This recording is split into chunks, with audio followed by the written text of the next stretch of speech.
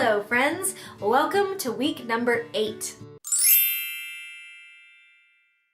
If you haven't yet, make sure you go back and check out my previous weigh-ins and my previous weeks. My most recent weigh-in, which happened on Monday of this week, I finally broke through a plateau that I had been stuck in for 2 weeks. And that's very fortuitous because on Wednesday of this week, I got prolotherapy. And if you've been watching my channel at all, you know that when I get prolotherapy, I usually take about a week break from the gym and I shoot for maintenance during that week. I don't shoot for a caloric deficit. So I was really happy to break out of that plateau before shooting for the maintenance and having to be out of the gym. So did I get any footage of my prolotherapy this week? Did I maybe get Dr. Mark Johnson, the surgeon that administers my treatment, to talk a little bit about prolotherapy?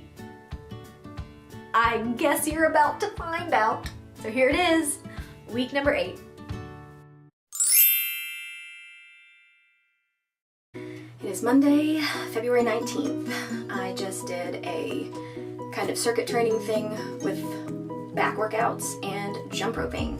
I really like the heavy weights with the jump roping in between because I feel like I get a really good burn. I really get my heart rate up. And I don't have to spend as much time doing steady state cardio, which I don't mind doing, but when I don't have a lot of time, it's better to be more efficient. As far as jump roping goes, I started out with a weighted rope. It wasn't super heavy, I can't remember how much it was, but I learned how to jump rope. I mean, I knew how to jump rope from like elementary school, but I relearned how to jump rope on a weighted rope, and then I moved to a speed rope. And I can't do a lot of like one-legged things or double unders or anything, but I can do it pretty consistently and get a really good burn out of it and get my heart rate up really high. It's really fun. So I recommend trying jump roping. I also think I might try to get a run in today. I have prolotherapy in 2 days, and my hip, my knee, my shoulder are doing really well, but I want to push it to the limit so that if there's anything left that needs to be treated, I get it good and irritated now so that we can find it and treat it on Wednesday. Prolotherapy is legit, y'all. I could not walk when I first went in to get treatments done, and I was trying to avoid surgery at all costs. And now I'm jump roping, I'm doing heavy weighted leg days, I'm running. So yeah, I'm gonna sit here in the sauna, probably do a meditation on Om Vana in the sauna. It never ceases. Alright, I'm gonna sweat it out.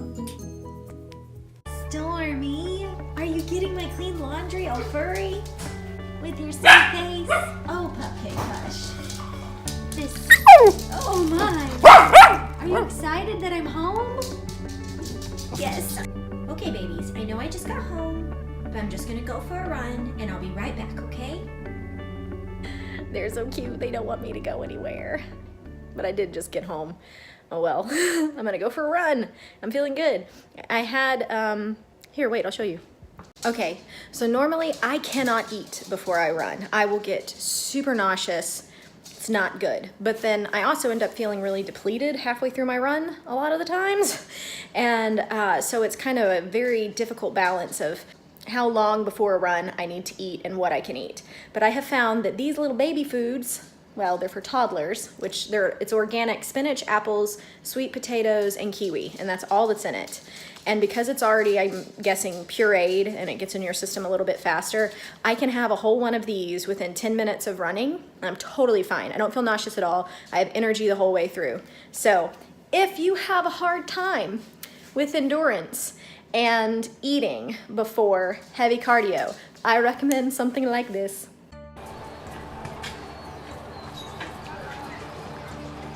I just got done with my run, and it is so nice outside, but I came out here on the front porch with Pupcake and Schnucka before the sun goes all the way down because it's so nice outside. It's not usually in the 70s in February, and I'm usually a fan of cold weather, but I'm digging this. So I'm gonna sit out here and enjoy the weather and do some work.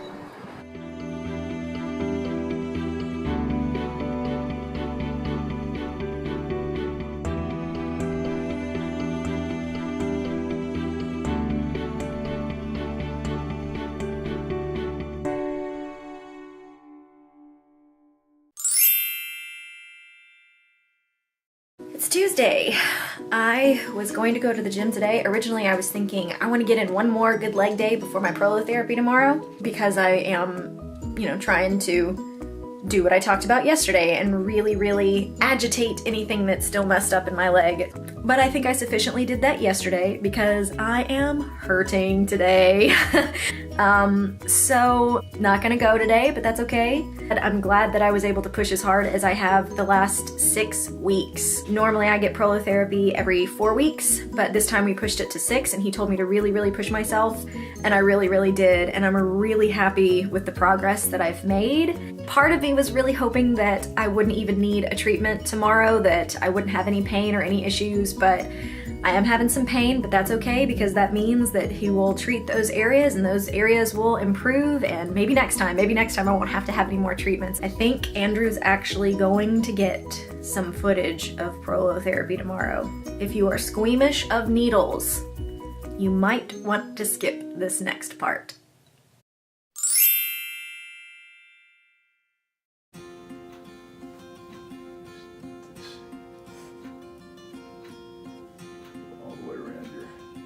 Trapezius attachment out here.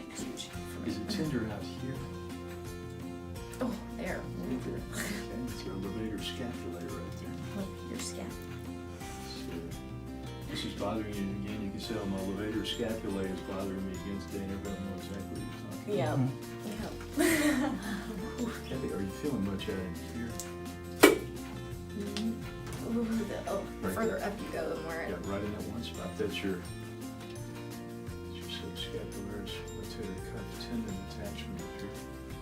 This will also roll your shoulder in, internally rotate. And it's also a boxing muscle.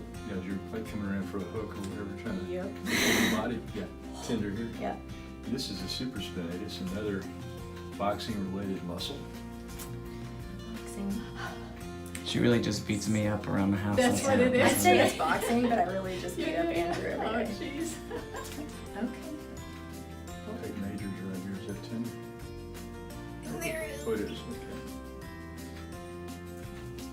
This is the thing to impress on your viewers of your channel, that the way you find these symptom sources and the sources of dysfunction is by finding tenderness, and that tenderness is not inflammation, as has been incorrectly assumed since the 1950s and now scientifically disproven. But it is in fact stretch-induced small fiber nerve damage. Once these structures start stretching under load, you start damaging the nerves that live in the structures, which make them tender. So when you find tenderness, you're finding abnormally stretchable ligament and tendon structures, which need more collagen, which is why we trigger healing, and then you're fixed. See how simple it is? He makes it sound simple. So there it is.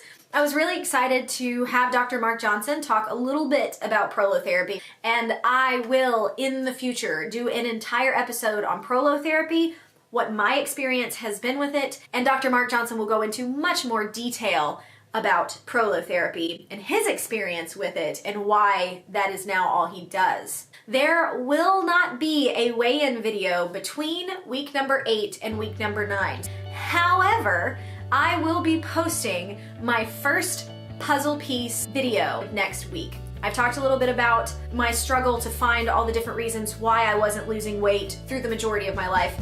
And there's a big old handful of reasons why that is. If you do not have this first puzzle piece in order, it will be very difficult to find out if there are other elements to why you're unable to reach your weight loss goals. Please make sure to hit that thumbs up button and give this video a like. Comment below and ask some questions you have about prolotherapy so that I can ask Dr. Johnson and he can answer them when I do my prolotherapy video. To subscribe, turn on the notifications so that you can see when I post my puzzle piece video and all of my other subsequent weigh-in videos and weeks and all that jazz. As always, thank you so much for watching. That's all for now. See you next time. Bye, friends.